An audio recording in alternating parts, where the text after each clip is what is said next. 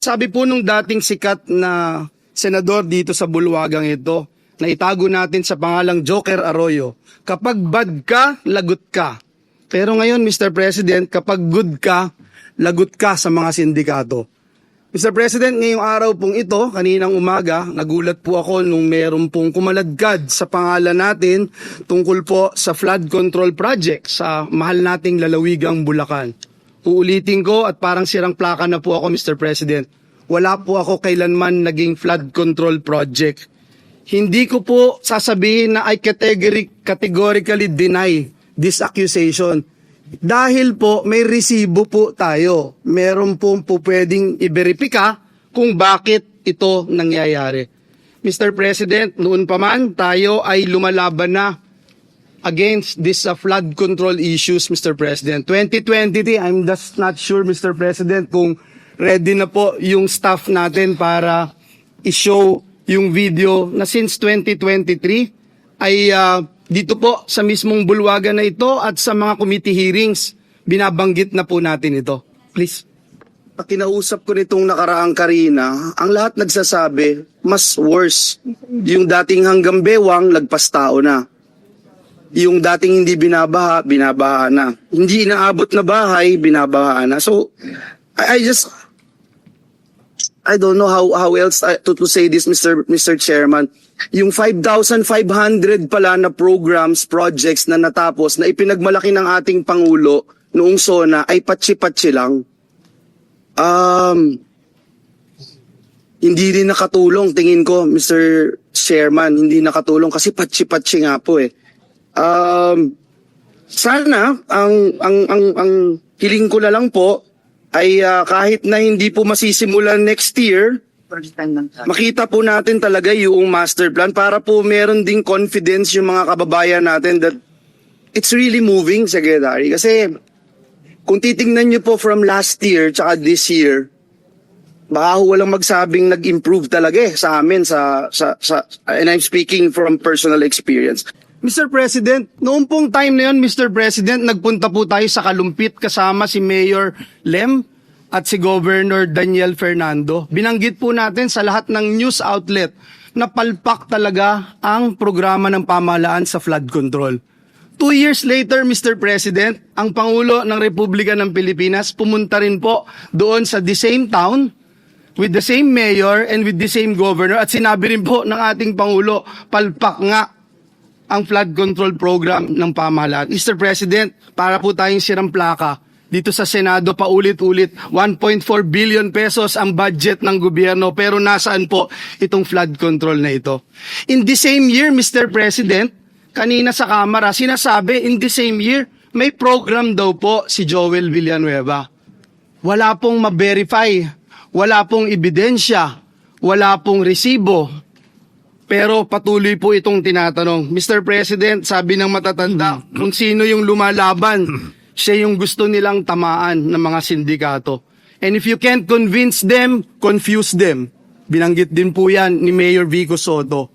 Mr. President, hinahanap pa ba natin ang mastermind? Dito rin po sa bulwagan na ito, Mr. President, unang nasabi yung binabanggit kahapon ni Senate President Escudero, a name that cannot be mentioned. Walang iba kung hindi si Dracula, na ginawang tagapagbantay ng Kamara, doon po sa National Blood Bank natin. Ngayon, Mr. President, nasan po si Dracula? Bumaba daw po yung dugo. Bakit? Kulang na po ba ang supply ng dugo? Kaya sa iba na humahanap ng dugo si Dracula?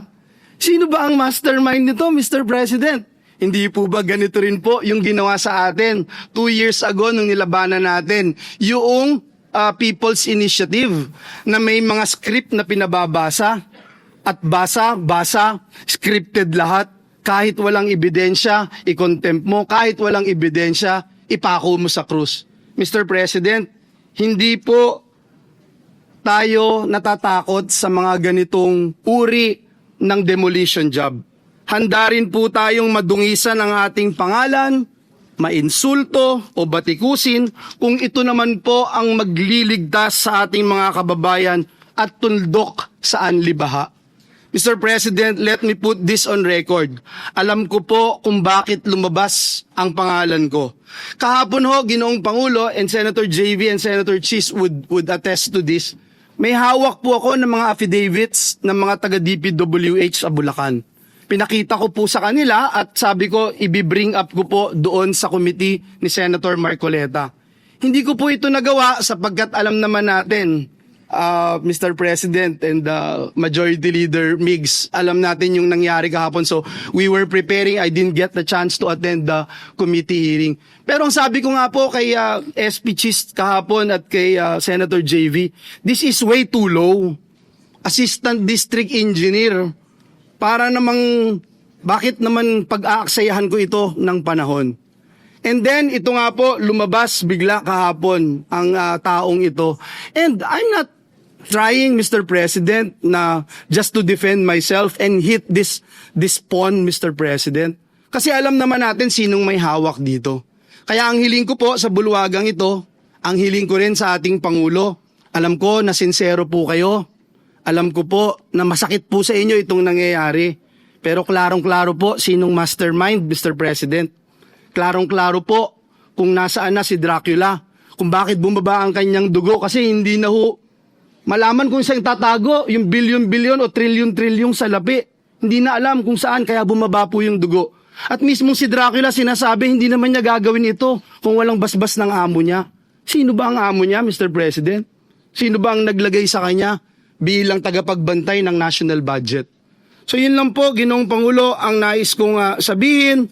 Mr. President, binanggit po kahapon ng ating Senate President Chis Escudero yung mga pangalang hindi pwedeng banggitin noon. Pero ngayon, Mr. President, may ginagawa ang Diyos, buhay ang Diyos. Ito pong nangyayaring ito, alam po niya na ito'y maglilid sa katotohanan at ang katotohanan ang magpapalaya sa atin. Uulitin ko po, Mr. President, hindi lang po categorically denying yung binabatong putik sa atin at para dumihan ang ating pangalan. May resibo po tayo, madaling verifikahin.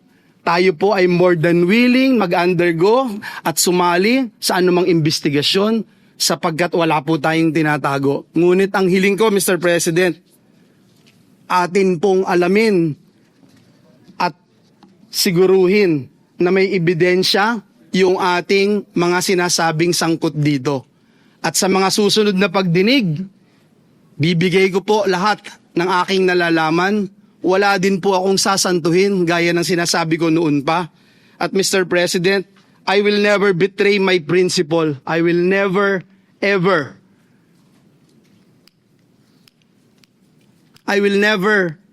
Mr. President, destroy the name that was given to me by my parents, Mr. President, because it's priceless, Mr. President. The Bible says a good name should be chosen than great riches. Pinalaki po ako ng magulang ko na naniniwala ako sa langit at impyerno. Pinalaki po ako ng magulang ko na naniniwala ako that when you die here on earth, you will face your Creator and immediately into judgment. Pinalaki po ako ng magulang ko na sa impyerno, wala pong graduation. Kahit 1 bilyong taon, kahit 1 trilyong taon, pag ikaw ay nagkasala, pag ikaw ay pinarusahan ng Diyos, wala pong graduation doon. Mr. President, my duty has always been to serve our kababayans, lalong-lalo na po ang mga kababayan kong Bulakenyo who suffer from flooding year after year. And that is where my focus remains, Mr. President, finding real solutions, not engaging in black propaganda.